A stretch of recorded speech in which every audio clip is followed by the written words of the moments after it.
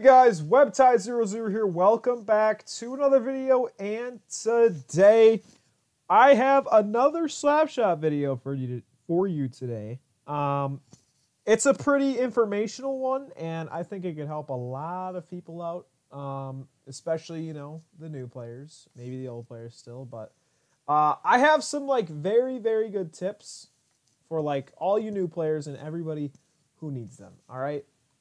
I got, I think, 4 things: hockey IQ, positioning, stick handling, and shooting. Those are the 4 things you're going to need to work on if you want to be have a good time at this game and have a good chance of winning games with your buds. So, and the best way to do this, I'm going to explain them each, but we're going to start with shooting. Now, shooting, you can do these, except they're probably tough for new players, but or you could just go into free skate here. So if we go into free skate, you can just, I don't know, you could actually do anything you wanted here, like shooting, bang, top left, something like that to shoot. It's hold down the left button on the controller. And we could just, I'll show you the target practice a little bit. Yep, but the thing they added, these practice modes, are actually the sickest thing ever, because these have helped me so much at my aiming. Because, to be honest, my aim was horrible, absolutely horrible, and it still was, or it still is.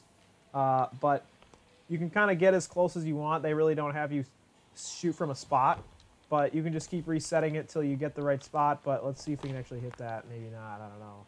But you can kind of just, once you get into a groove of just doing these, it starts to get really easy, and that's when you'll start to improve the most.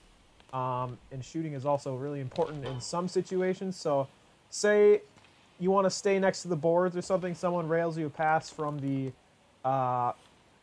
behind the red line over there, behind the goalie. You could just, I don't know, you could practice shots from here. Except it sucks that you can't put the puck where you want it. But that would actually be a pretty cool thing to add if you want to have practice modes. We could try something here. Oh, I didn't even get it. But that's basically that. And then they also have a timed version where they'll just time you and see how many you can get per minute. I think the last time I played it, I think I did pretty good.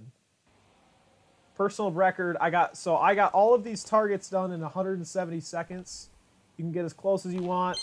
You can shoot as, I guess, fast as you want. It really doesn't matter. But my toughest one was the top left corner. I got the top right one, and I did it again. I got the top right corner right away, but I couldn't get any of the other ones. The left side just was a big struggle for me. So I got to work on doing that. And, oh, all right. I guess I hit that. There's the middle one was super tough for me too, but there's a post. But yeah, if you're working on shooting, everybody needs shooting help, especially with these new mechanics and the raising the puck. Definitely check out these. These are probably your best option, because you can kind of figure out what puck feels like on your stick, taking shots, especially out of nowhere, because you do take shots out of nowhere in actual gameplay. Well, let's move on to the next thing, which is going to be stick handling. We'll save the best for last, obviously. But stick handling, they also added this open obstacle practice, which they have a little bit here. You can kind of just shoot around, take a shot maybe. You can pass to yourself. But these things have some insane recoil to them. But yeah, I don't even know what the recoil is. But they have these, you can pass through these, that kind of thing. They got cones. The thing that sucks is the cones move, so it's not helpful for me. But this kind of works that out a little bit. Kind of work around the boards. Maybe try a little something. Bah! Oh my god, I missed. But we got the rebound. So stick handling, it'll come as you play. It's mainly for the higher up guys who they know what they're doing. They'll come at you like this. They'll do their little jump thing or whatever, and then just speed past you, and then just go bah! Top, middle. See that? That's what they'll do to you, all right? So I think this is the best spot, or maybe free skate if you want to just work on stick handling. I love using my backhand. I'm a righty, So I like using my backhand a lot because, you know, you got your guy and the stick there to, like, kind of keep it there, so it kind of just sticks there. Then you can kind of bring it to the forehand, maybe miss a shot, you know, and then you bring it around. Oh, cones. Yeah, it's not where I was supposed to go because the puck ran away from me. But deke in, take a shot, you know. The usual business. Nothing too special on stick handling. It'll kind of develop as it comes. And I'll have to get better, and maybe I'll make a part 2 on specifically stick handling. But I'm kind of amateur at it right now. So, well, my shooting is on point because of that target practice, mainly. But let's move on to the last one, which is probably the most important. Actually, not even the last one. The second to last one, which is positioning. All right, so say the puck is, you know, in the offensive zone here.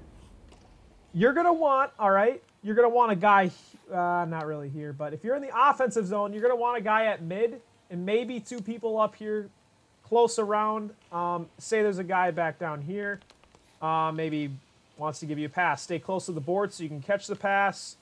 Kind of just common stuff, but basically positioning kind of goes with, you know, if you played Shell, it's pretty much the same style of positioning.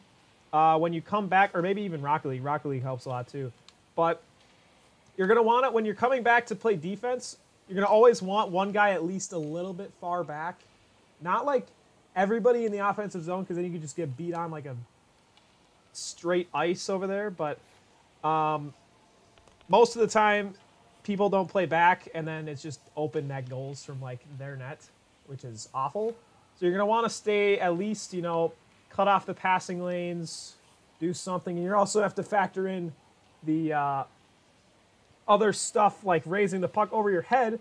So maybe you got to stand here, and sometimes it can be harder. Maybe there's a guy here trying to catch the pass and give it just a little tap in. But I like to keep a 1-1-1, if that makes sense, scenario. So like you got one guy here,